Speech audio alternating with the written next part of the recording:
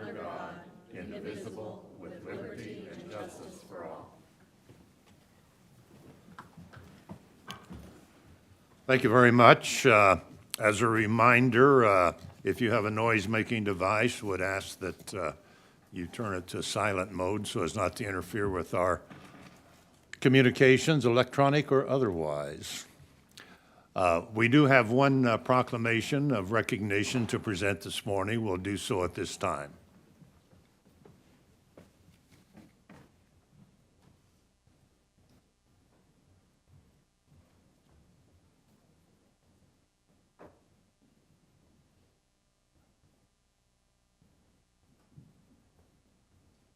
I'm going to ask Eldana Chestnut to join me at the podium. Eldana is the Director of Child Care Services Licensing for the Department of Health and Environment. And I have a proclamation today recognizing Child Care Provider Appreciation Day, which is May 6th. And I think of all the activities in our community, child care providers and child care is one of the most important services that many of our community members use and appreciate very much. So, Eldana, I'll present this proclamation to you, and if you'd like to make a comment or two, please do. Okay, thank you. Thank you, Commissioner, Commissioners, Chairman, and the public. Yes, have you figured out yet that child care is essential? Probably getting tired of hearing that, but we really want to keep toting that message every chance we get. Our providers have had a very tough time over the past few years, as have we all, but they've not had to deal not only with their personal health and concerns and their families, but also all of the children and those families in their care. So we wanted to do this a little bit earlier than the normal day. As Commissioner or Chair said, it is the 6th. We want to give you the time to think about what you can do to recognize the important child care providers in your life. If you have children in care, grandchildren, former care, if you were a child care provider yourself, we just want to give the community a chance to say, what can I do to recognize the importance of those people? So I just wanted to appreciate the proclamation and the ability to call this to light and thank a child care provider. They're essential to our community. Thank you.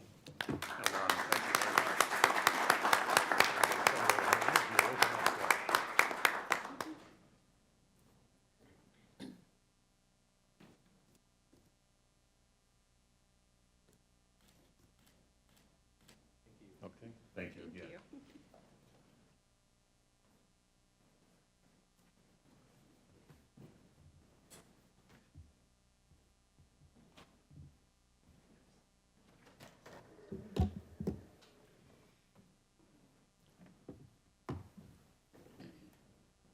I should note for the record that representative of a child care provider organization was not able to be with us here today.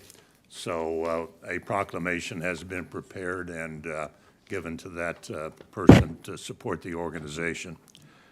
At this time, we will turn to the public comment portion of our agenda. Public commenters, whether virtually or in person, need to limit their comments to 2 minutes. And for those who are speaking in person, there's a modem on the podium, which you can check your time.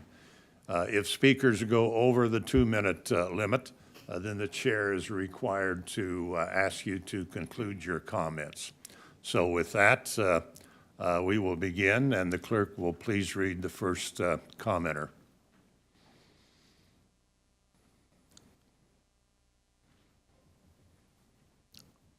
Virtually, we have Debbie Detmer. Debbie Detmer. Hello, can you hear me? Yes, ma'am. I'm Debbie Detmer, and for 2 years, the public has been inundated by a sophisticated message campaign that urges us to trust the science. But how can a non-scientist know what the science really is saying? Fact checkers and media sources offer us an easy solution: trust us. And rather than being considered for their merit, dissenting opinions are more easily dismissed as misinformation by labeling their source as untrustworthy. So here are 6 double standards to look at. Number 1, COVID deaths are presumed, but vaccine deaths must be proven. Why is an autopsy required to establish a COVID vaccine death, but not to establish a COVID death? And they can even just have a positive COVID and died of something else, but still counted. Number two, CDC uses VAERS data to investigate myocarditis, yet claims VAERS data on vaccine deaths is unreliable. Number three, CDC pushes relative risk for determining vaccine efficiency, but uses absolute to downplay the risk of adverse effects.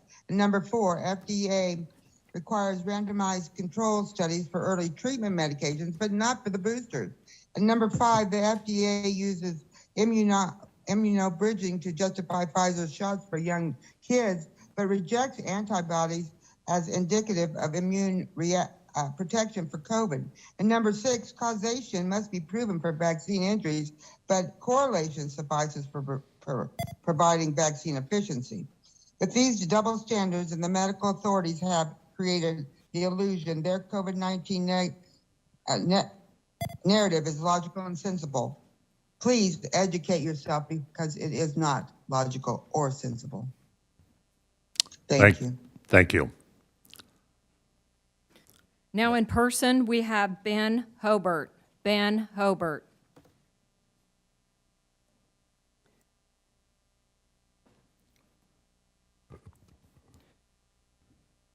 Ben Hobart, Westwood Hills. Last week, I provided this board with an article from the Brownstone Institute entitled 150-plus research studies affirm naturally acquired immunity to COVID-19, documented, linked, and quoted. From a review of these studies, I draw the following conclusions.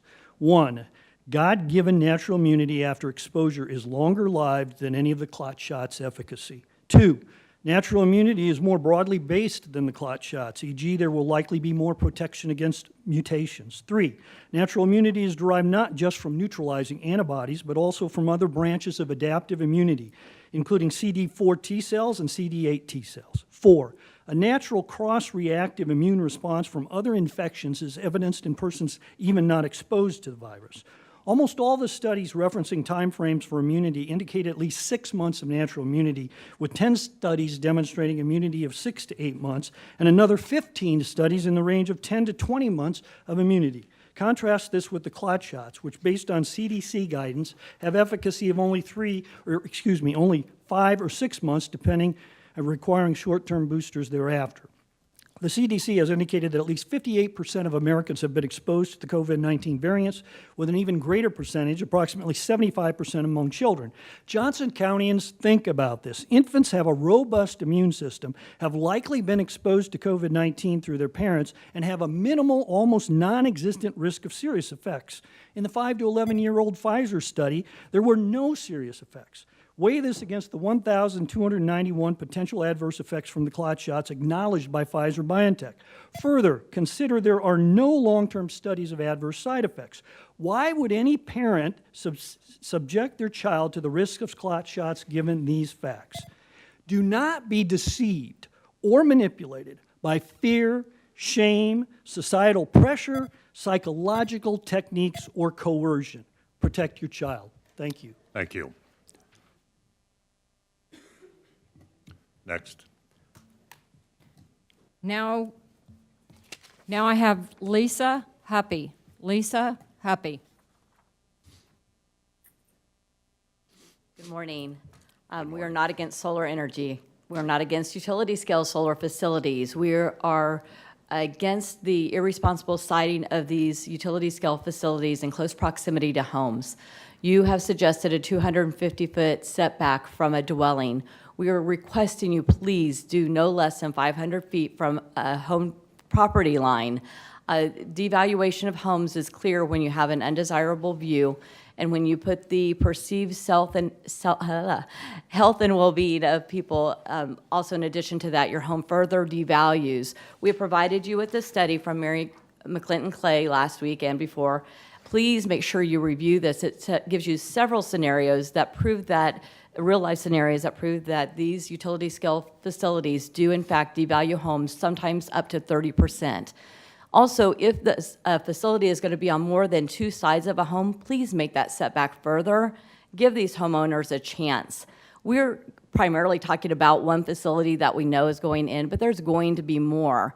You need to consider every citizen of this county when you are putting in these regulations. Be mindful of what you're doing to your citizens of the county and take their well-being over the well-being of big dollar out-of-state investors. There's lots of brownfields, there's lots of warehouse tops, there's lots of concrete that these facilities could be placed on top of and perhaps be advantageous to these parking lots and warehouses where maybe they could charge their electric cars through these. There's a lot of opportunity other than the agricultural land of Johnson County. We've already destroyed enough of that already. Thank you. Thank you. Now we have Richard Gall. Richard Gall. Richard Gall, 38400 West 183 Street, Edgerton, Kansas. One of the complaints I hear about this solar project that we have signed a contract for a dab of our land on is using up productive agricultural land. Well, yesterday, after I donated blood for the 90th time at the Community Blood Center, I told myself, load your horse up and go down to Big Bull Creek Park and ride around down there, where you used to, at one time, rented pasture for cows, put up hay for the cows, and actually just south of the rock quarry, raised corn and soybeans. And so I did. And anyway, I was disappointed. I'll never go back down there at all. But what I'm interested in is there was 2,060 acres of land used for that park, and I know parks are essential, but 2,060 acres for a park that it's terrible. There's places I wouldn't ride my horse where I could, but anyway. So I know people can't walk on it. Anyway, besides taking it out of agriculture production, the taxes are no longer collected from it. Anything done on there, us taxpayers have to pay for. I just wondered if anybody ever complained much about that 2,060 acres of parkland. Thank you very much. Unless I come up with something else, so long. Thank you. Now we have Jennifer Williams. Jennifer Williams.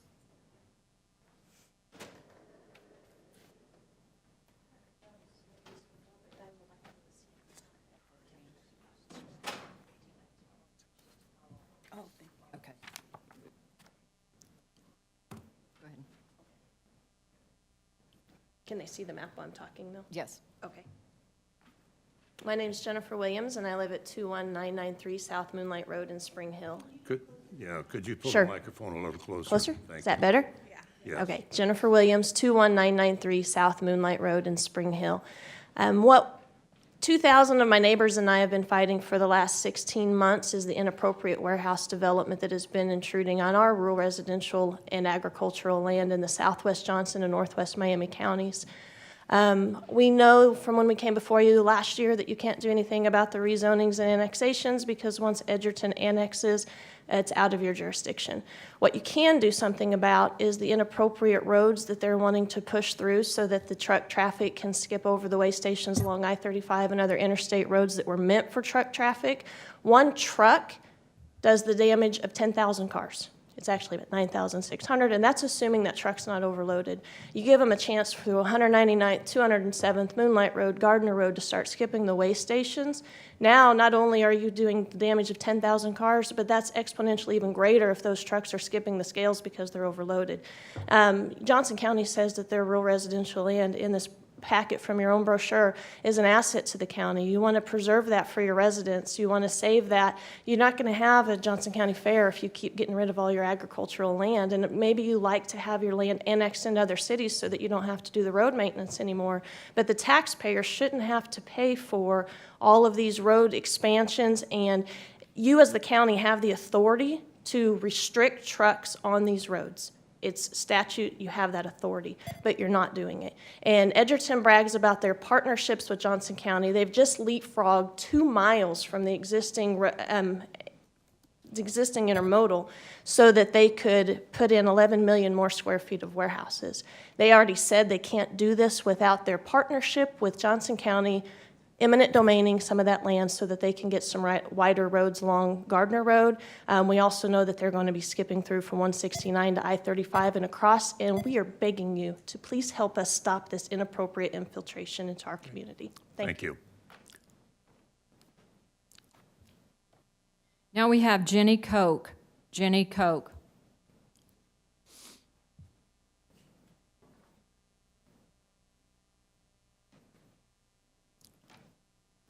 Good morning. Thank you for your time today. My family and neighbors have been fighting this nightmare for the past year and a half.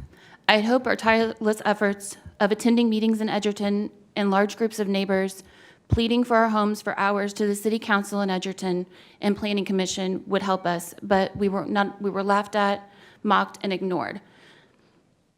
In the last vote in Edgerton, they have swiftly passed the plans for North Point to build 1 million square feet of warehouse within 45 feet of a home in the middle of a densely populated neighborhood of Johnson County families.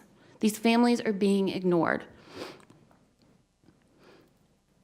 Edgerton has approved this with minimal hesitation over our lengthy protests and 2 pending lawsuits. We are not their residents. They do not care about us over in Edgerton. We are right on the edge, and we will never be their residents. They have 1,700. So as we know, and you know, the restrictions that are on them through KDHE, through all of the pollution, everything they do over there is not regulated in the same way as a Class 3 city. So all of the residents in this area and surrounding, the trucks are thousands per day. 15 million square feet of warehouse that will come into this area.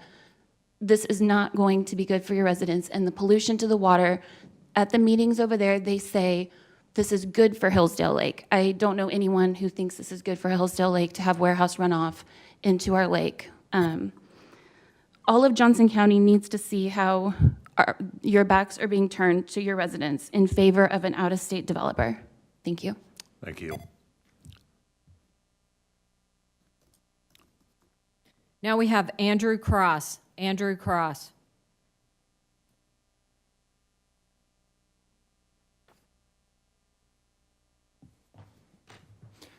I'm a girl, Shawnee, Kansas. 69 Tollway and your other road projects need an adjustment for Sharice David's federal gas tax elimination. I hope that you guys have already started putting that in your plans. As far as my subject, that's like a payday loan. You guys aren't getting it now, and you're going to have to pay for it later. Your library is a propaganda outlet. Librarians choose which books face out. I was faced with the future of science is female. That's sexist. I am a girl.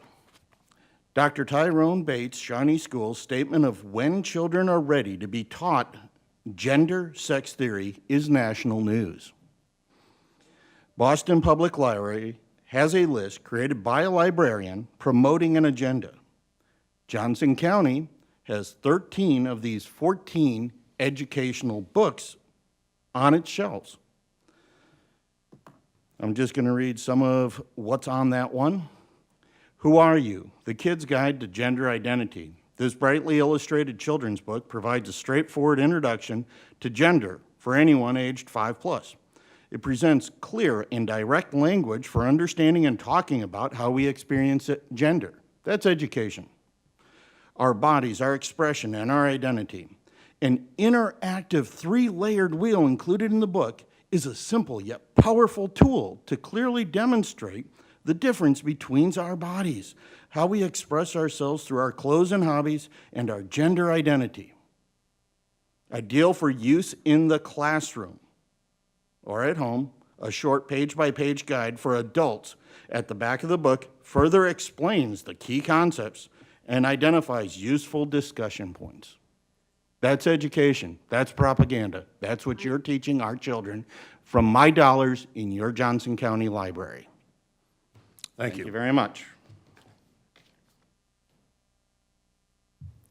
Chairman, that completes our public speakers. All right. Thank you. That concludes the public comment portion of our agenda. I do have a couple of notes for the record. I will be signing the following. Aramark Correctional Services Food Service Contract Renewal for the term of June 1, 2022 through June 30, 2023, and an agreement with the City of Mission Hills for a stormwater system renewal project known as Belinder and Overhill near 63rd Street, and an administrative agreement with the City of Mission Hills for a stormwater system renewal project known as 65th near High Drive. That concludes notes for the record. Before we turn to our agenda, I just want to note that today is the date for the Northeast Johnson County mayors to report on the state of their cities. That's at a luncheon, I think, which begins at 11:30 at the Marriott. So I would remind commissioners that our agenda needs to be concluded by about 11:15. And we do have a request for a short executive session of about 5 or 6 minutes. I would also note, if we are unable to get to our agenda review by that time, then next week we will have a cold agenda without the agenda reviews. So with that, that concludes my comments at this point. And our technology continues to wander around this morning, I think.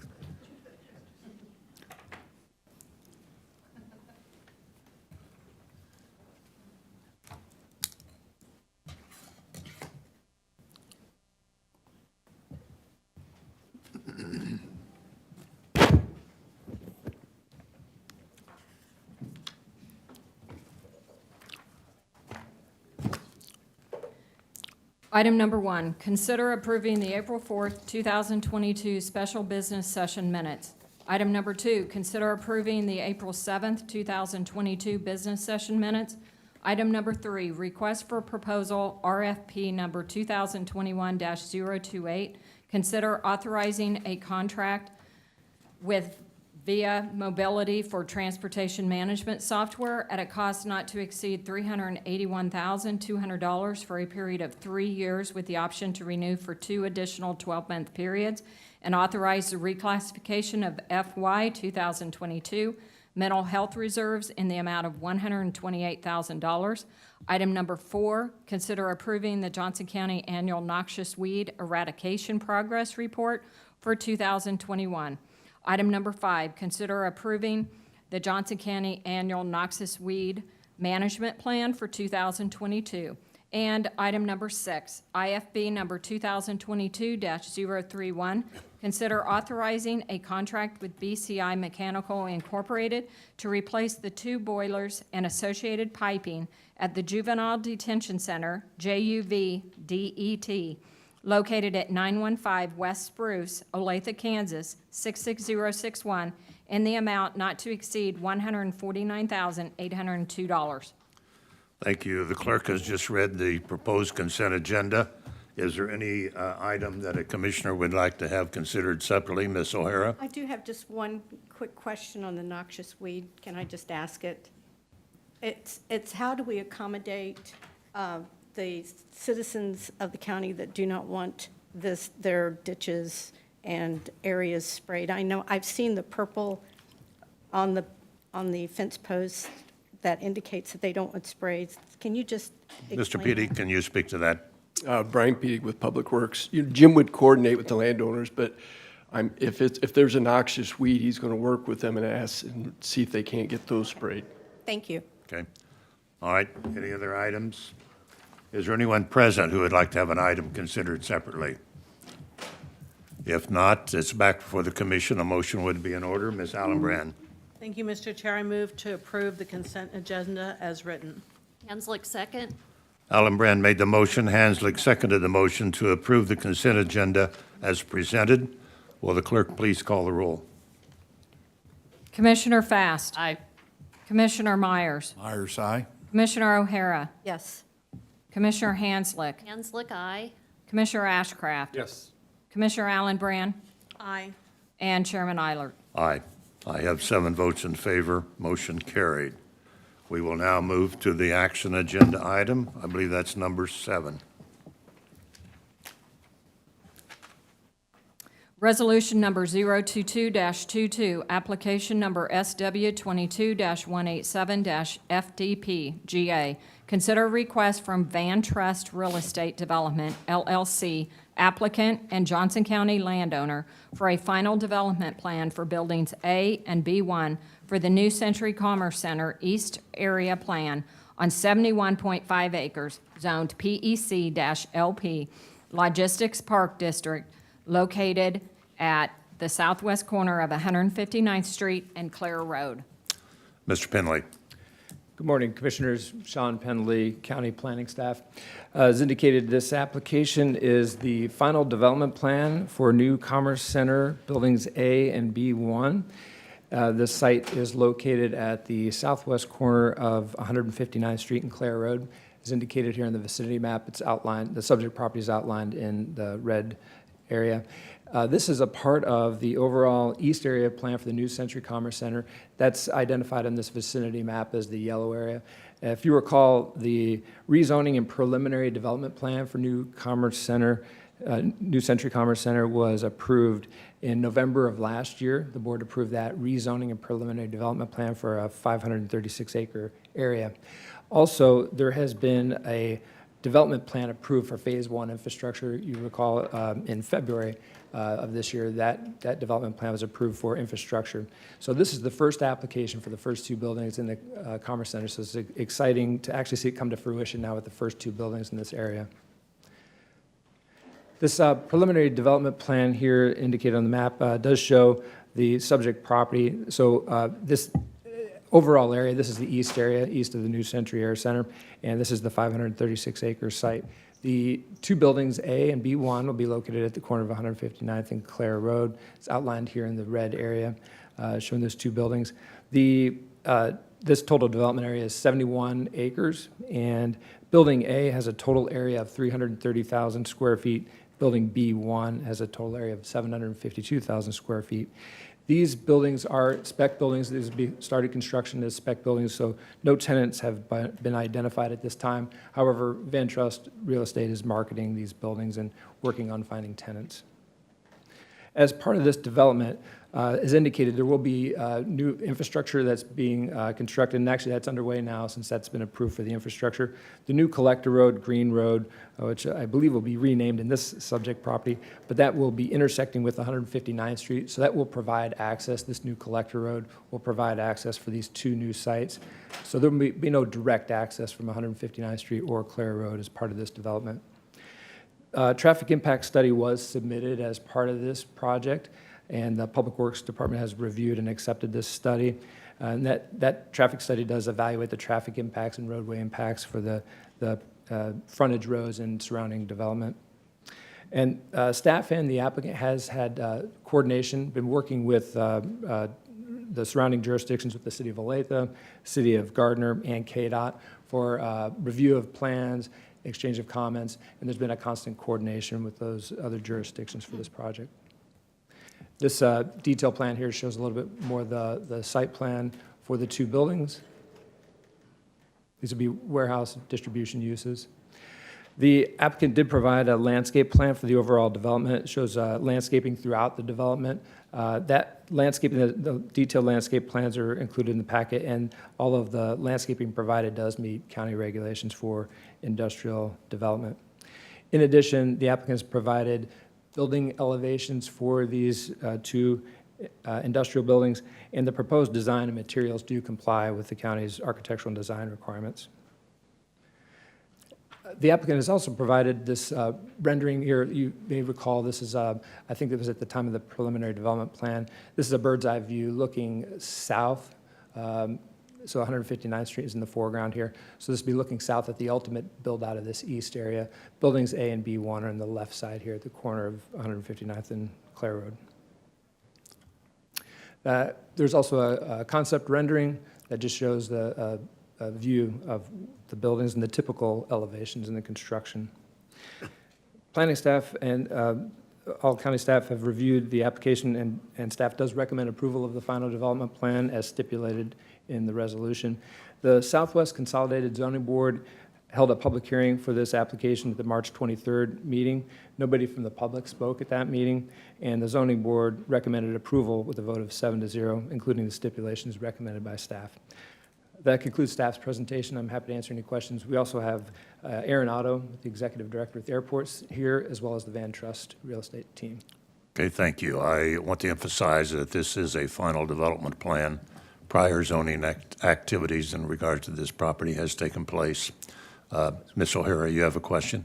Yes, last week I mentioned that these properties have a 75% property tax abatement, so they will only be paying 25% of their taxes, and that there was a lid, and staff was going to tell me what that lid is. Does anyone know what that is? We have representatives from Van Trust, Justin Duff, I believe, with Okay. that information. Thank you. Yeah, so as it relates, Justin Duff with Van Trust. Happy to be here this morning. So as it relates to the incentive and the abatement, it's a 10-year abatement with a 30-cent per square foot pilot that escalates at 1.5% over the 10-year period. So it's 30 cents per square foot, and then it can only increase 1.5% over the 10 years? That's right. Okay. Year over year.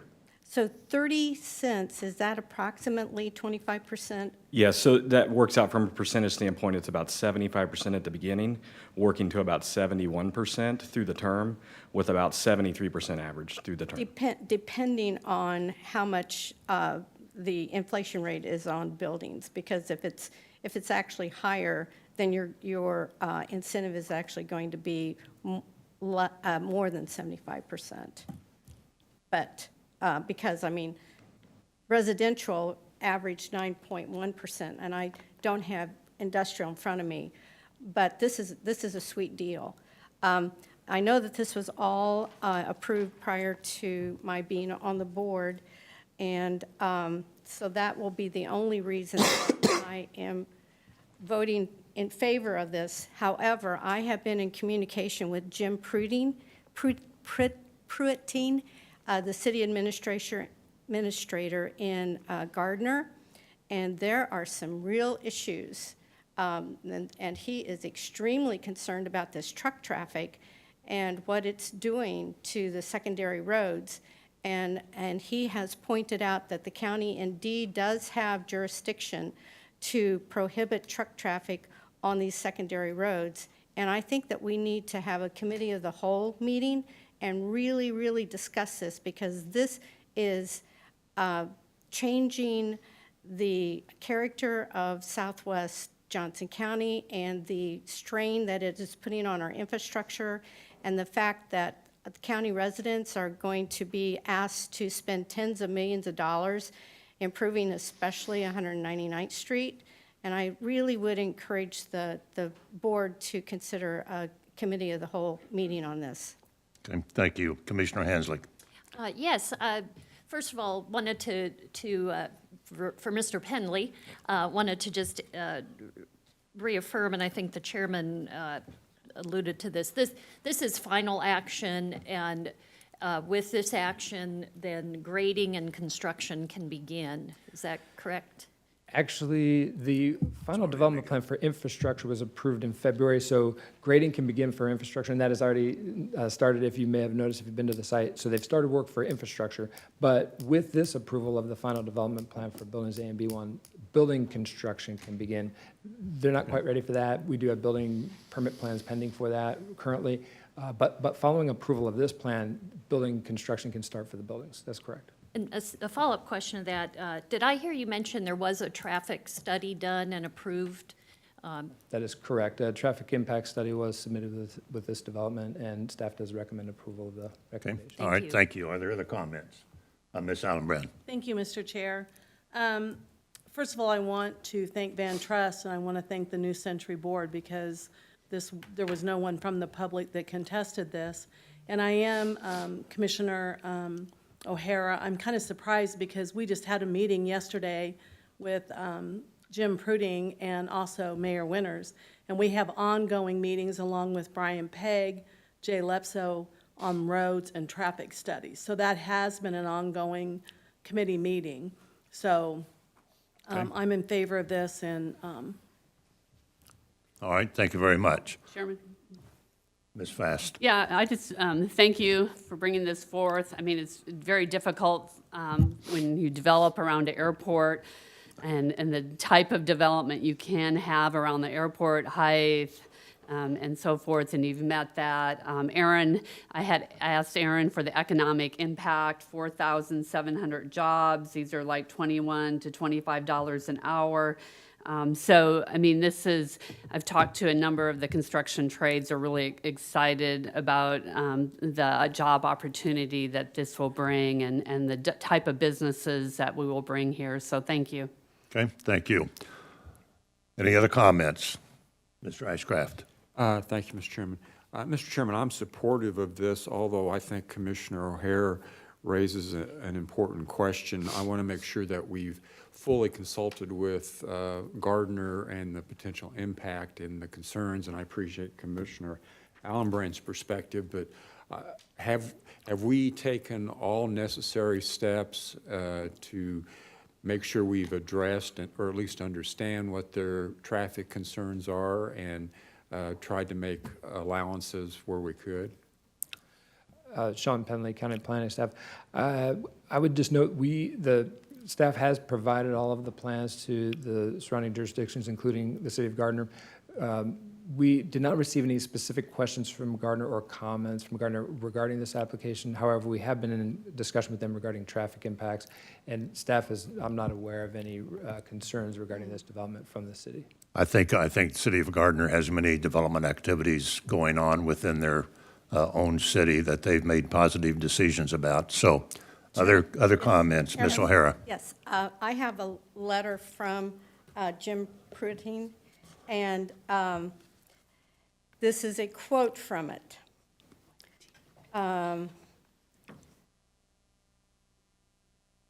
Gardner now controls most of the road on 199th Street, between I-35 and Clare Road. If the county were to move forward with plans to put shoulders on the road east of Clare to better facilitate commercial truck traffic, I would immediately move to shut Gardner's portion of the road down to all commercial truck traffic.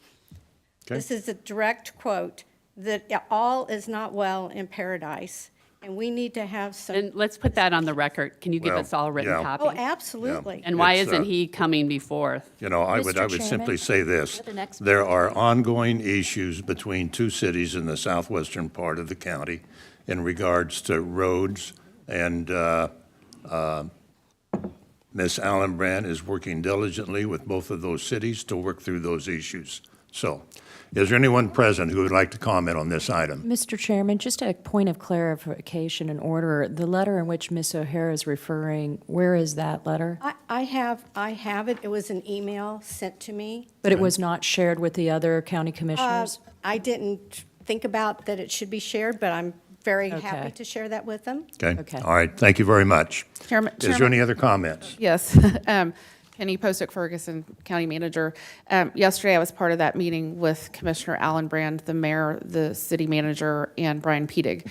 And what we talked about, they did raise some general concerns about traffic out there. But I wanted to share with the commission that they were pleased with the amount of communication that's happening on a regular basis, at least a weekly basis, with our Public Works Department and their staff. And, we kind of talked about committing to continue those communications. So, yeah, there's general concerns. I wasn't aware of the letter, so we definitely want to talk to them more about that. But they seemed pleased to understand the level of communications that was happening. Well, I think it's important to understand that there have been broad communications with those involved, and that will continue. So, again, is there anyone present who would like to speak to this item? All right, if not, it's back for the commission. A motion is in order. Ms. Allenbrand. Mr. Chair, I have a motion. I move to adopt resolution number 022-22, which approves the request for a final development plan for building A and B1 for the New Century, Commerce Century, East Area Plan for reasons and subject to stipulations set forth in the resolution. Myers, second. Alan Brand made the motion. Myers seconded the motion to approve the final development plans in the portion of the New Century Commercial Development Project. Any further questions or comments? All right, Ms. O'Hara. Again, I am going to vote in favor of this because all of these tax incentives were in place prior to me being on the board. And so this is basically water under the bridge. But this corporate welfare is really, really difficult for our county to absorb, especially when we have so many tens of millions of dollars of infrastructure that is being asked for the public to pay for. Well, this project, as noted, will provide substantial economic opportunities for the residents of our county, and continued development is important to the economic welfare of our county, our cities, and overall. So thank you very much. Clerk, please call the roll. Commissioner Fast. Aye. Commissioner Myers. Myers, aye. Commissioner O'Hara. Yes. Commissioner Hanslick. Hanslick, aye. Commissioner Ashcraft. Yes. Commissioner Allenbrand. Allenbrand, aye. And Chairman Eilert. Eilert, aye. I have 7 votes in favor. Motion carried. Next item. Item number 8, consider withdrawing from the interlocal agreement with the Kansas City Area Transportation Authority, KCATA, for the management of transit services in Johnson County effective August 1st, 2022, to subsequently establish the Johnson County Transit Division within the Public Works Department, and to authorize 5 new FTE positions to support the mission of Johnson County Transit in the ongoing provision of transit service in Johnson County and the long-term partnership with the KCATA. Mr. Neufeld. Thank you. Scott Neufeld with the manager's office. We had a chance to cover this last week, so what I really wanted to do is take the opportunity to update you what's transpired since this past week. Josh and I had a good conversation with Commissioner Ashcraft yesterday, and then after that we were asked to attend the KCATA monthly board meeting along with Commissioner, I want to say Commissioner Allen. I'm sorry, Commissioner Mars. I don't get you too mixed up, but that happened. Anyway, I apologize. And so they asked Josh and I to address them. They had some questions for us. We had a really good conversation. You know, it's funny that we've got really good relationships, a lot of actual friendships with those folks. And Josh did a really good job of explaining what was going on. And then I shared with them the support from commissioners last week for not just this item, but also that I heard at agenda review, but also that the interest to continue the partnership, to continue to be a part of Ride KC. So it was a very positive meeting, and I was really glad that we were able to attend. And then lastly, I wanted to add that Dick Gerald is here from KCATA, showing his support of this and their support of this action. So I'll stand for any questions. Mr. Neufeld, our management contract current with KCATA, when we have 4 or 5 employees added to our staff, that will be paid from the termination of the contract and the money that we currently pay KCATA. Is that correct? Right, and obviously we need to fill those slots to know exactly how much of that money, but that's our cap, so to speak, and we will, assuming this passes, then we will begin working on the hiring process, and we'll start with 3 positions initially, and then look at the 4th and 5th later. And as I understand, the purpose of this is to increase our ability or responsibility in promoting our transit systems, looking at alternatives, and attempting to devise the best system that serves the needs of our county. Is that right?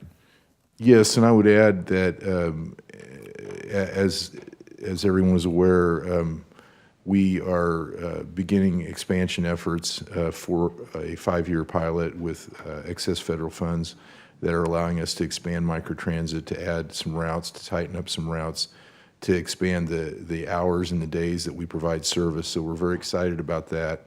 And so there's extra responsibility that goes with that and extra attention that will need to be paid to that. And so that will allow us to do that. This will allow us to do that.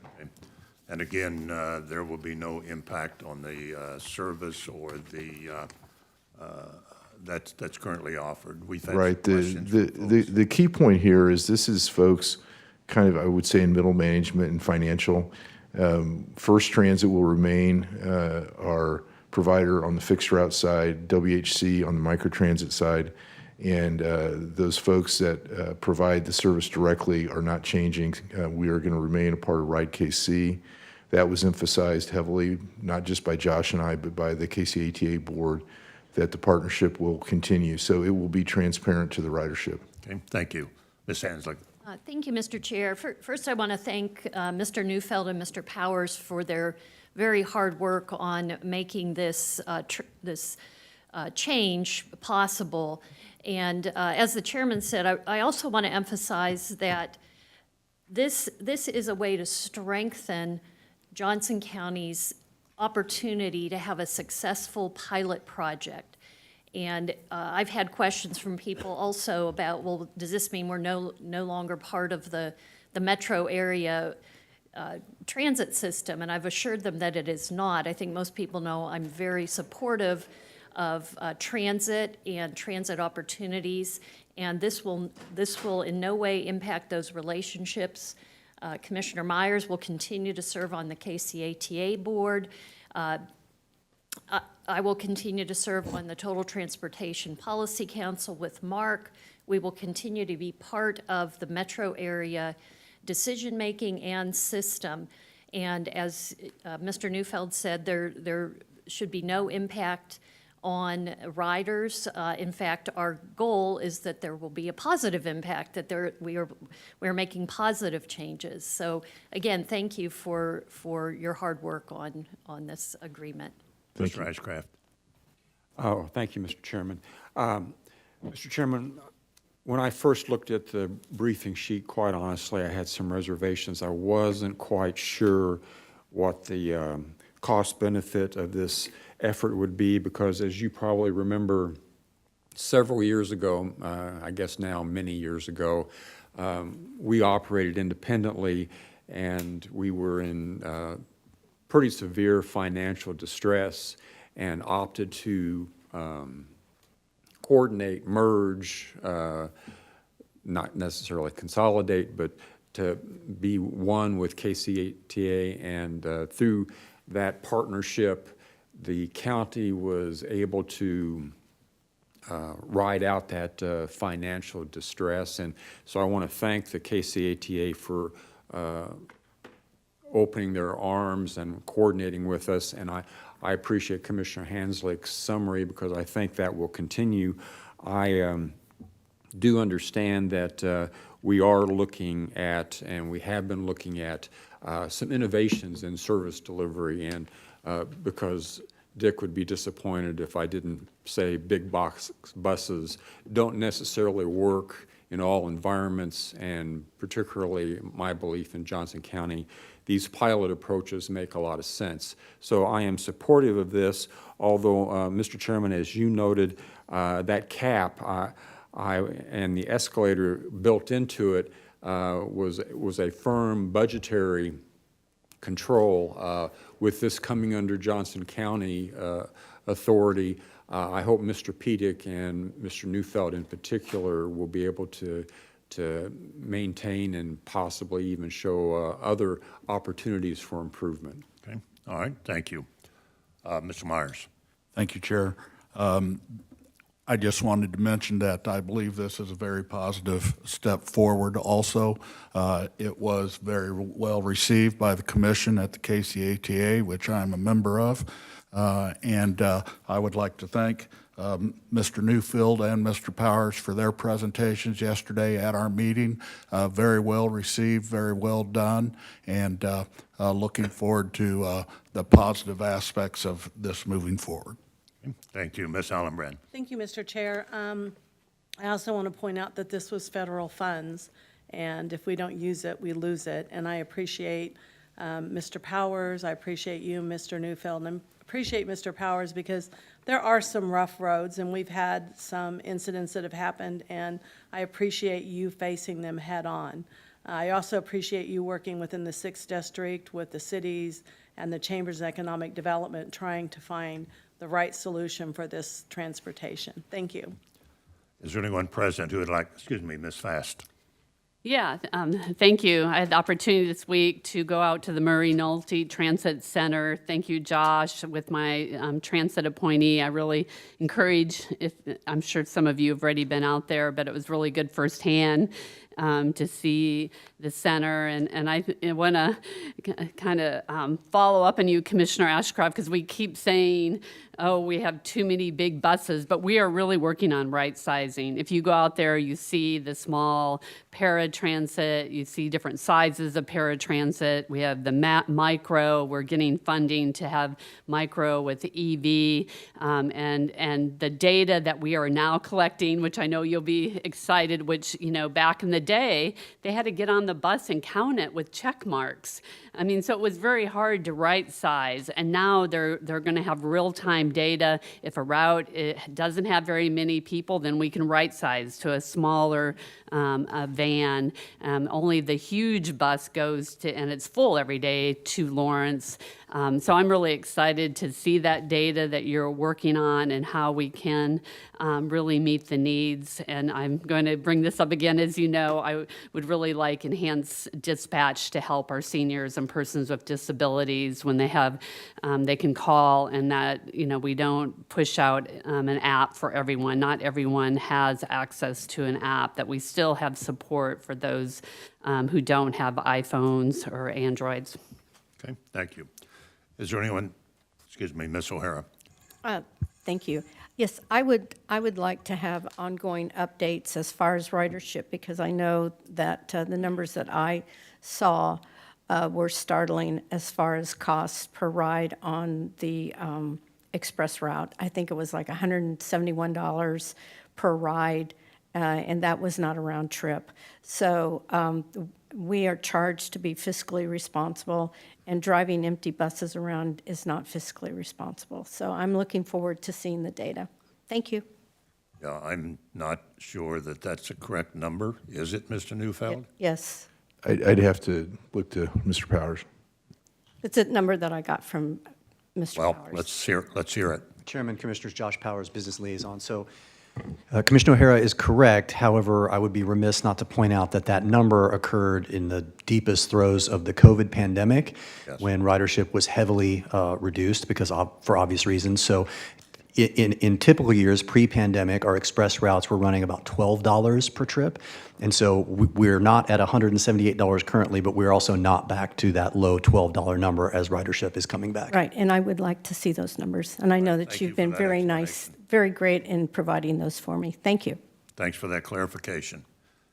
Is there anyone present who would like to speak to this item? Do we have a motion? Chairman. We need one. Chairman. Mr. Myers. Just a second, Chairman. Yeah, this Penny Posick, Ferguson County Manager, I would just like to say a special thank you because we have benefited from this enhanced regional collaboration over the last however many years, since 14. And I wanted to say a personal thank you to both Scott and Dick Gerald, because as there's been leadership changes, the three of us worked on making the change back in 14, and I applaud the team to look at how do we best adapt to best serve Johnson County and still continue the regional collaboration that we've benefited from. So I just wanted to say a special thank you to the team, and I know that the regional collaboration will continue. Okay, thank you. Mr. Myers. Thank you, Chair. I move to authorize withdrawing from the interlocal agreement with the Kansas City Area Transportation Authority, known as KCATA, for the management of transit services in Johnson County effective August 1st, 2022, to subsequently establish the Johnson County Transit Division within the Public Works Department and authorize 5 new FTE positions to support the mission of Johnson County Transit in the provision of transit service in Johnson County and the long-term partnership with the KCATA. Bass, second. Myers made the motion, Fast seconded the motion to approve the withdrawal and return the management of the Johnson County Transit System to Johnson County, and to approve the attendant increases in FTEs that will be necessary. Any other comments or questions? If not, clerk, please call the roll. Commissioner Fast. Aye. Commissioner Myers. Myers, aye. Commissioner O'Hara. Yes. Commissioner Hanslick. Hanslick, aye. Commissioner Ashcraft. Yes. Commissioner Allenbrand. Allenbrand, aye. And Chairman Eilert. Eilert, aye. I have 7 votes in favor, motion carried. Next item. Item number 9, resolution number 006-22, deferred from April 14th, 2022. Consider whether to approve and adopt resolution number 006-22 to authorize and direct the issuance, sale, and delivery of taxable general obligation internal improvement bonds, Series 2022A, WIFIA, WIFIA, of Johnson County, Kansas, and the execution of the WIFIA credit agreement incorporated therein upon the insertion of the final interest rate therefore in accordance with EPA regulations. Ms. Friedel. Hi, I'm Leslie Friedel from Budget and Financial Planning, and here with me today I have Kevin Wimpy, our bond counsel from Gilmore Bell, who's done a tremendous amount of work to get us to this point, and Elizabeth Bergman from Baker Tilly to talk about the impact of this particular deal on the county and the potential benefits that we're going to get from this. It is for $281,260,000, and it is going to partially fund a $574 million project to redo the Nelson wastewater treatment plant. And then the other pieces will be financed with general obligation bonds. We've done a little bit already, and then we'll do another series probably later this year and then in a couple years, depending on how the spin down goes. I also would be remiss not to thank all the wastewater staff for all the hard work that they did to look into this and check out this financing plan, because this is really a great opportunity for the county, even though it did take some work to get here. It was, oh, one more thing. This was deferred from April 14th. You are taking action today, but the final closing is scheduled for Monday, May 2nd. So at that point, we will have the final numbers, and that is why some of the information says upon assertion of the final interest rate. Okay. The federal agencies involved have signed off and approved this process, is that correct? That is, everything is ready until except for the items that are going to be done on Monday and what you need to sign today. Okay, thank you. Ms. O'Hara? So the total bonds, I believe, is going to be $545 million. I believe that was the total. The total bonds that will be ultimately issued will be $574 million. We're planning on debt financing the entire project. Oh, okay. I thought that we were putting some cash into it, so it's 574. Okay, all right. And I would like to make an amendment to this motion. And that amendment is that as discussed in the audit committee yesterday, that Reuben Brown will be doing an ongoing audit on all the expenditures on the contracts that are connected with the rebuilding of the Nelson wastewater plant. No, I really don't think there's a need for that amendment because the contracts with Reuben Brown will be identified on an annual basis. I would also say this, that this is a federal program, and if memory serves me right, on almost any federal program, there is a requirement for audits, and so I really don't think it's necessary. Well, those audits have been look-backs, and what was discussed in the audit committee yesterday was an ongoing as the expenditures were made. Right. Mr. Chairman. Is there a second to the amendment? That's what I was just going to say. Is there a second? Ms. Trent? Thank you. No, you just exactly where I was going to go, that was there a second right now? I didn't know. Well, Mr. Chairman, I'll second for the purpose of having a discussion because some commissioners were not at the meeting yesterday, and we need to clarify what the discussion was. Well, yes, the discussion was that, as we move forward, as we have done on Tomahawk wastewater treatment plant, the auditor was directed as part of that agreement to do a deep dive on the financial aspects of that. And next week, we will hear a report from Johnson County Wastewater on the protocols and practices that they've initiated on that. And then I think about the end of June or the 1st of July, we will have a report from our external auditor on the financial aspects. Mr. Chairman. And so that ability continues going forward. Ms. Trent? Mr. Chairman, I apologize for the interruption, but this subject matter is separate and apart from what you're voting on right now. So although you have a second and a motion on the floor, I would caution you that that would need to come as a separate item before the commissioners for your consideration. This is not tied to this particular action item that's before you. Okay, thank you. So, Thank you. okay, I just want to have on public record that the deep dive on Tomahawk is a look back and not an ongoing. And that is the difference that we are considering, is to require an ongoing audit of all expenditures of the contracts on Nelson. Well, I think Ms. Trent is correct. The amendment associated with this item is not part of the motion. So the amendment is before us. Any questions? Chair, I do Yes. have a question. I don't know if it's a legal opinion. This was stated as an amendment to the motion. We did was not have a stated, motion on the yeah. floor. Okay, understand. I think the intent was to add this to the motion. Right. That was the intent, but we need to bring it on the floor then to amend it, but you are correct, but the chairman is correct. So we do need a motion to bring it on the floor with the understanding that there is an amendment. I can make a motion. All right.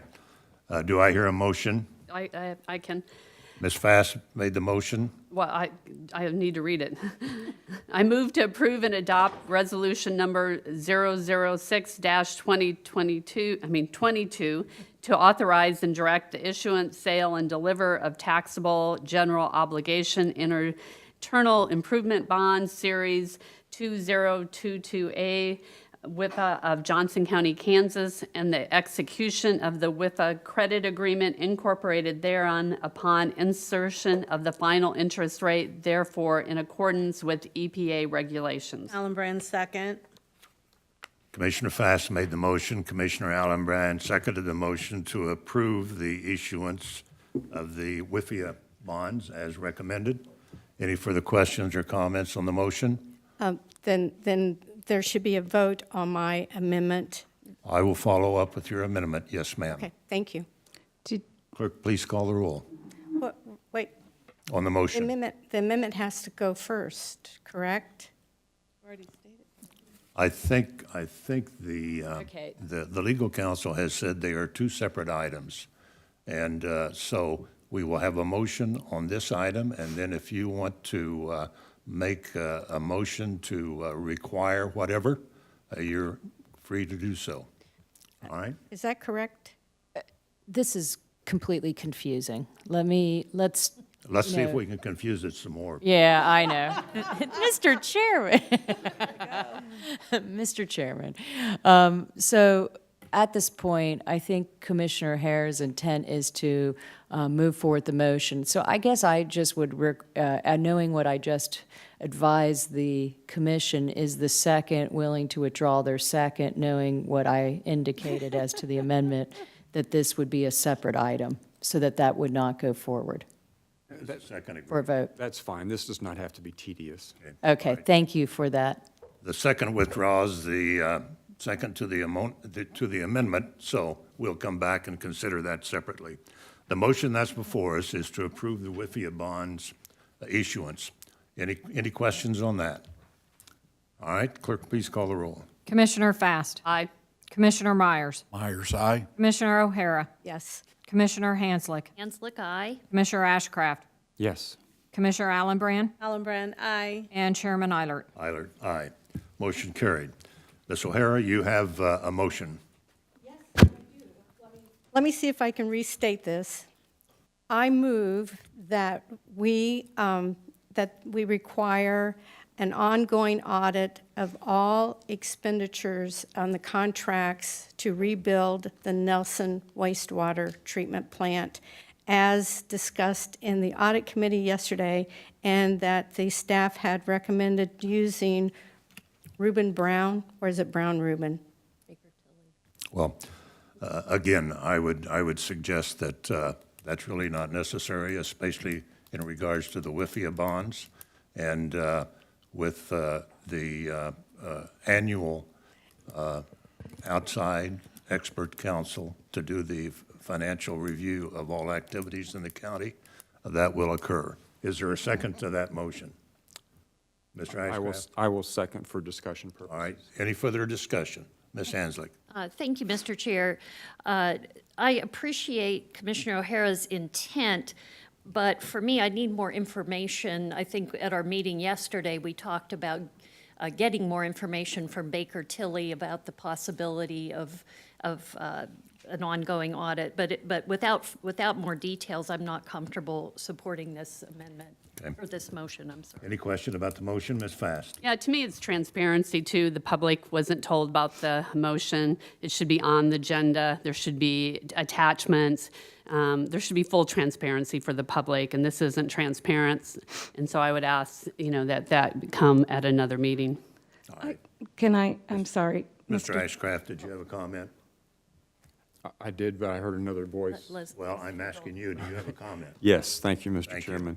Mr. Chairman, as I recall, yesterday there was quite a bit of discussion on this topic, and a couple of points that come to mind is that our accounting department, as well as our external engineer, consulting engineer, and Johnson County staff, wastewater staff, not water staff, review expenditures on an ongoing basis. So that is concurrent with those expenditures processing through the system. The audit that Ms. Jones, Becky Jones, I think, referred to was a continuation of that, but it would still be a post-audit. It would be after the expenditures had been processed. Is that not correct? That was, I think that's correct. So I would Or make it a could be ongoing. I'd make a recommendation that, Chairman mentioned that we have wastewater next week. And he also indicated that he wanted them to share in that public session all the controls that are in place and the financial review that is in place. Yesterday, you also, I think, asked Becky Jones to be available to answer more questions specifically to what you're saying. I would feel more comfortable that she is answering those. And in the context of next week would be my recommendation. Well, I think we need to know what we're asking. And by listening to wastewater and their protocol and process, as well as the report from the external auditor on Tomahawk, I think we're better equipped to make that decision. So, Mr. Ms. O'Hara. Mr. Chairman, can I add one comment? This is Leslie Friedel from Budget. As part of the EPA requirement, since it is federal funding, it would be subject to the single audit requirement, so we would have that oversight as part of the agreement anyway. I just wanted to put that on the record since there seems to be some, I don't know that people were aware of that, I should say. Any further discussion? yes. Ms. O'Hara. So as we were discussing yesterday, it was a distinction that this would be an ongoing audit as the expenditures were made. And all that I am asking, and I have been asking for a long time, is to make sure that we are looking at every expenditure that we are paying out on contracts. And this is a $574 million project. This is a lot of money, and we need to be extremely careful with the public's money. And so I look forward to having a robust discussion at the Committee of the Whole. And at this point, I can just withdraw my motion. I would concur. So withdrawal of the motion by the maker and the second. There is no motion. Are there any other items to consider? No, sir. All right. We'll move to reports. Mr. Chairman, I believe there was a second on that motion, so there needs to be a vote. But he withdrew. maker They of the withdrew it? Oh, I didn't hear that, sorry. Sorry. Yeah, rather confusing. So we've had all this discussion for, No, this discussion was good. Thank you. yeah, well, okay, it's been done before. All right, are there any other items? No, sir. All right, turning to reports and communications, and I would advise folks of the time, it's 10:41. So, Ms. Post-Oak Ferguson. Chairman and Commissioners, Public Service Recognition Week will be observed this year from Sunday, May 1st through Saturday, May 7th. And so I'll just pause and say thank you to all the Johnson County employees and the Board of County Commissioners for public service. And I will move on since we're in a hurry.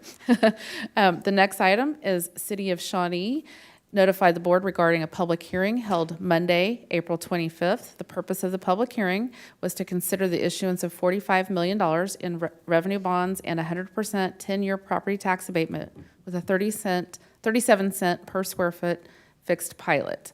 The project is a 574,732 square foot speculative industrial warehouse facility located at approximately 43rd Street and K7 in Shawnee, Kansas. The project applicant is Heartland Logistics 2 LLC. The notice of public hearing, resolution, and cost-benefit report that shows a cost-benefit ratio of 1.24 for Johnson County were attached to the manager's memo.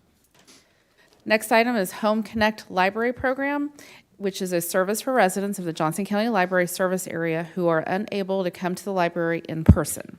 If a resident is permanently or temporarily homebound and unable to come to the library, then they can enroll in the Home Connect service. The library will then mail all types of library materials directly to residents. A patron spotlight article highlighting how this program has helped a member of the community is attached in the memo, and more information is on the library's website. And lastly, I'd like to, this is an item that was added yesterday, so if you looked at your packet on Tuesday, it wasn't there yet, because we just received notification yesterday that Johnson County continues to be ranked as the healthiest county in Kansas, according to the annual county health rankings and roadmaps developed by Robert Wood Johnson Foundation. Johnson County ranked first in the state for health outcomes such as quality of life and a low number of premature deaths. The county also ranked #1 for health factors such as access to medical and dental care, exercise opportunities, and a healthy food environment. And more information is on the website www.counthealthrankings.org. I think it's countyhealthrankings.org. So with that, Chairman, I stand for questions. All right, if there are no questions, we'll go to the report from the Housing Subcommittee. Ms. Hanslick. Thank you, Mr. Chair.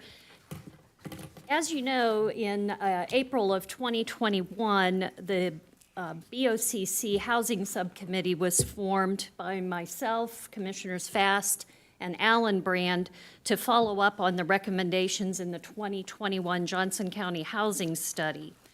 And we did give a report, an updated report last August, and we are here today to provide another report, an update with our current priorities and recommendations to the board on the issues of housing. And I would refer to the infographic. I'm not sure if the clerk can bring that up. And I won't spend time going over the first and second pages because I think you've all seen that, our housing continuum and then current resources. But on page 3 are our results and recommendations. Basically, we have prioritized 3 major areas in relationship to housing. Number 1 is to address homelessness. Number 2 is to preserve existing housing. Oh, we need to go down a little bit more to the page 3, please. There we go, thank you. And number 3 is to develop attainable housing and homeownership opportunities. So we're looking at it as homelessness, preservation, and development. Under addressing homelessness, we are recommending that we immediately establish a Johnson County Housing Coordinator position to pursue and develop additional programs, as well as coordinate and pursue funding. Under homelessness, we're also recommending that we prioritize the use of ARPA funding to support community efforts to establish a shelter and associated services. Under preserve existing housing, we would recommend that we increase the availability of minor and major home repair assistance using that ARPA funding, as well as some other opportunities. And also under that priority to also improve our communications by improving the My Resource Connection online service. And finally, under the third priority is to develop attainable housing and homeownership opportunities. That involves working with our cities and other regional stakeholders, including the Regional Housing Partnership, LISC, and others to pursue, I know there are some state efforts and some other efforts to provide homeowner assistance and potential buyer assistance. And then thirdly, and this would be perhaps a little more long-term work needed on establishing a housing trust fund to help provide some of that gap funding, especially in the development area. So if Commissioners Fast or Allenbrand have anything to add, please feel free. So, and thank you, Commissioner Hanslake. And I just wanted to say we've been meeting every month, sometimes more than once a month. And we met with the State Director of Housing. We met with the LISC, who has just received a large federal grant. They're a Local Initiative Services Corporation. We're meeting with Jost, who's a faith leader. So we've really tried to gather the research. And one of the reasons I brought forth this housing coordinator this week, Kansas legislature passed tax credit funds. They passed funding for moderate income housing. Rural parts of Johnson County would be a part of that rural.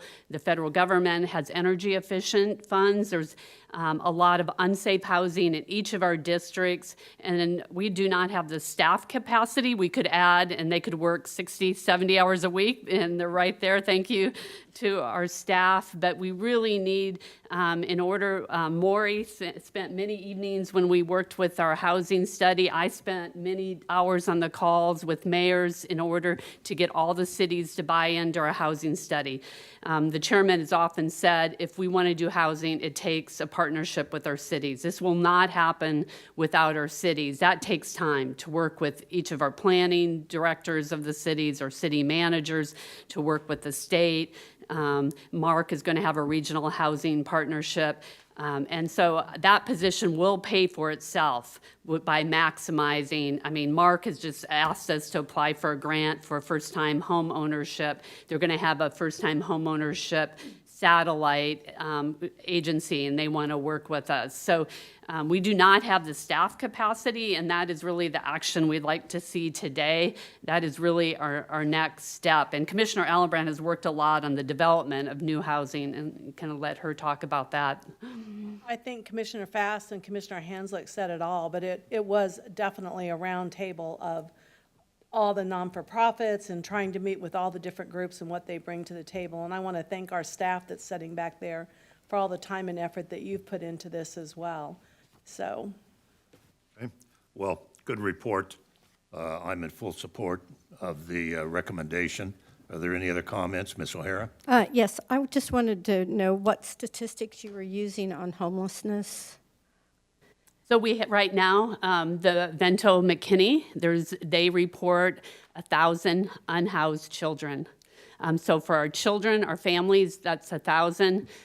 For the continuum of care, Maury, can you address what UCS reports? And someone maybe here have a better number. Typically, it's been about 30 to 40 on the point-in-time count, which is done in January of each year in the county. I thought there's a total about 200 a month. Is that right? Yeah, that's what I. Yeah, it's about 200 a month. Yeah, they've gathered. I think that's correct. I'm sorry. Yeah. Thank you. Oh, yeah. All right, any other questions? Yes, because Ms. O'Hara? I'm looking at the United Community Services, and I'm not going to diminish the heartbreak of homelessness, but 2021, a snapshot of homelessness in Johnson County showed a total number of persons, 157.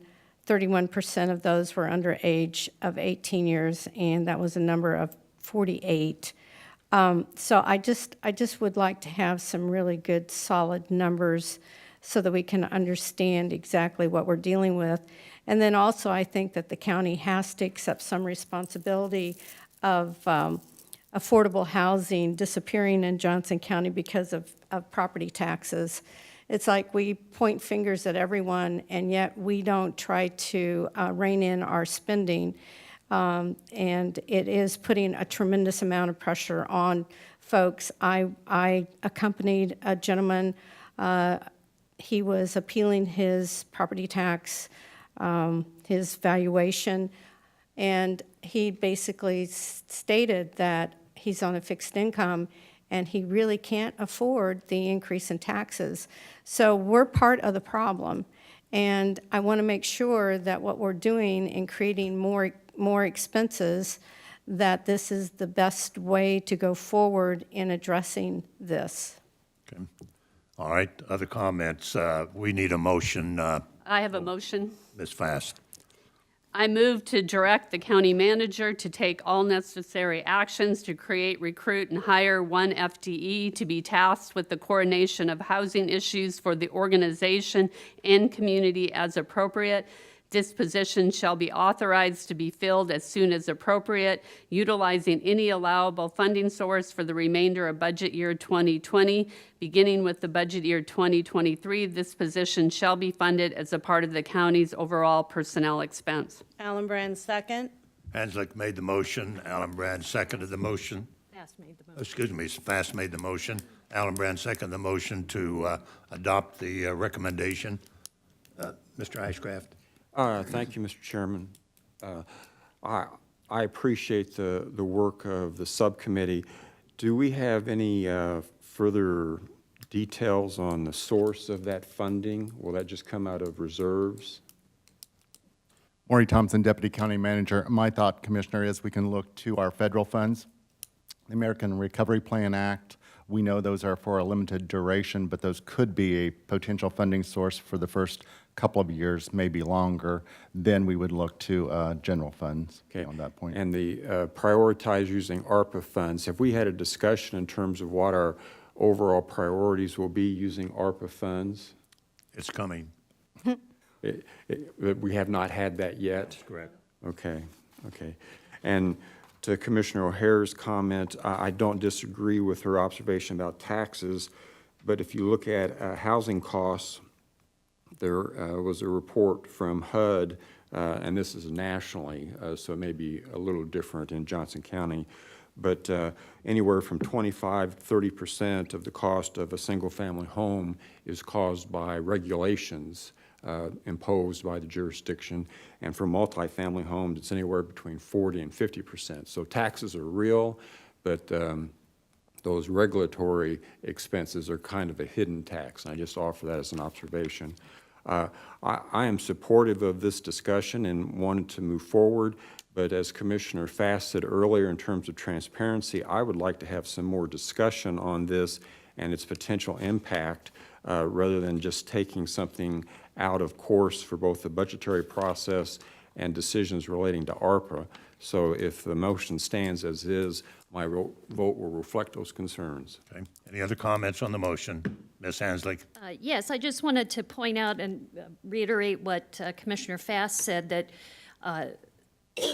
that the intent would be that this position would help us to better coordinate the funding that is available, because right now we don't have someone and we don't have a centralized way to access all of these housing funds and coordinate them.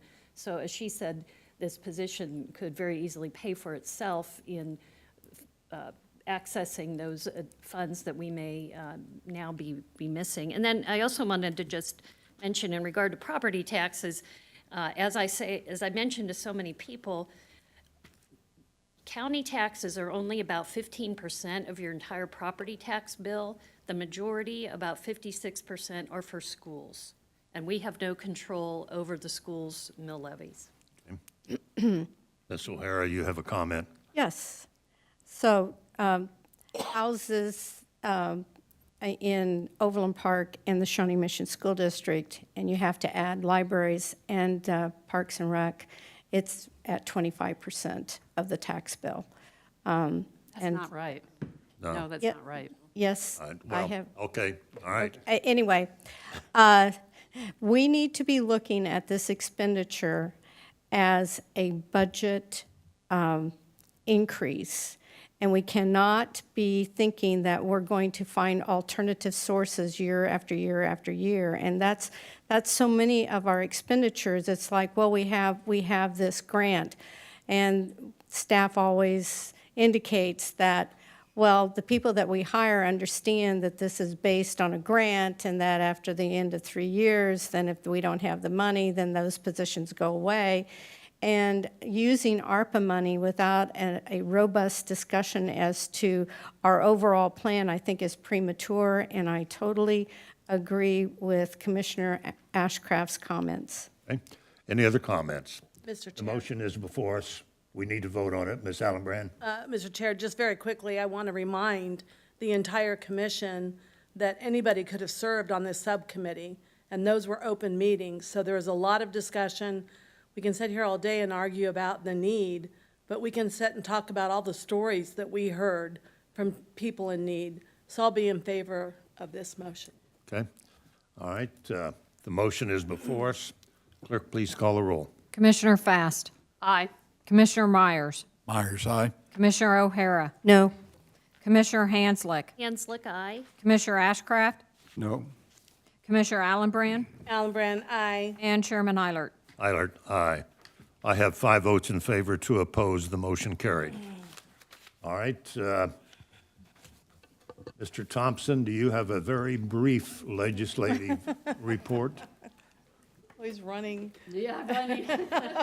I would run too. Good morning, Chairman and Commissioner. Sorry to sleep at the switch there. Yes, very briefly, legislature reconvened on Monday, as we know, for the veto session. Won't go into the number of bills, but the Senate has successfully overridden 5 bills at this point. The House has approved several bills that are now on the way to the governor's desk. I count about 6 in that category. Senate did decline to override one veto by the governor, and that was the expanded liability for healthcare workers and businesses. So still underway. We'll see what the House chooses to do and see what they do by the end of the week, which they do intend to wrap up by Friday at the latest is the current plan. Okay. Thank you. You're welcome. All right, thank you very much. I believe that concludes our reports and communications. We do need a motion for the executive session. It's right at 11 a.m. So I'm going to suggest that we begin the executive session at 11:10 for 5 minutes. And that'll bring us back in at 11:15, and we can make the connection, I think. Chairman, can I have a 1 minute of privilege before we make that motion? Well, go ahead. So April 1st was 15 years of service for our deputy county manager. And he started out in the residential supports, Then he was the director of the Elmore Center, assistant county manager, deputy, left for a while to be tri-county director, and were you a mayor for a while? So Wow. yeah, I have a cake out there. All of us could not make it without Maury. Yeah.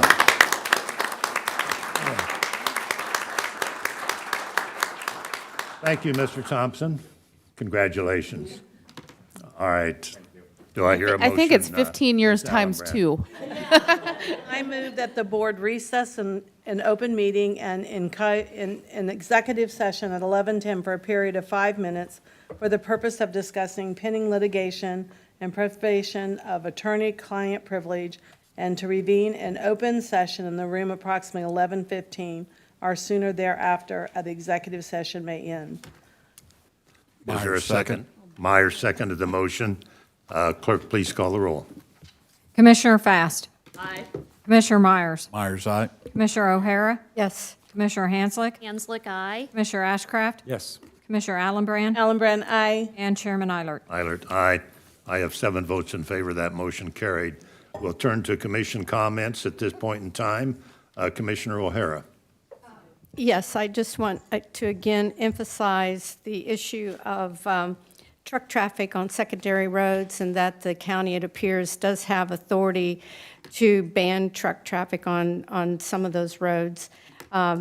This truck traffic should be on I-35 and should not be deteriorating our secondary roads, and plus, they're not safe. These are roads without shoulders, and I have heard reports that trucks are even on gravel roads.